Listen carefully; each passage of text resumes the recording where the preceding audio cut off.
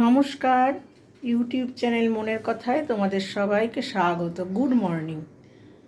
আমি সকালে উঠে এখানে চলে এলাম ভিডিও করতে। আমি টিভি খুলে দিয়ে কাজ করি। শুনছিলাম আজকে সত্যজিৎ রায়ের জন্মদিন। ভাল লাগলো, ওনার বিভিন্ন গান, ওনার ছবির গানগুলো শুনছি আর কাজ করছি। আসলে না, আমরা খুব অস্থির অবস্থার মধ্যে দিয়ে যাচ্ছি, তো সব দিক থেকে খুব অস্থির হয়ে আছি।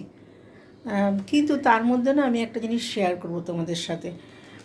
আমার কিচেনটা না রাস্তার দিকে, আমি 4তলার উপরে থাকি। এবার আমার কিচেনের সামনে দিয়ে প্রচুর প্রচুর মানে হাঁক দিয়ে দিয়ে যায়। এই মাছ সবজি সব কিছু হাঁক দিয়ে যায়।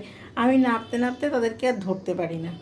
তা আমার না কেবলই মনে হয় সে অমল আর দয়ালার গল্পের কথা।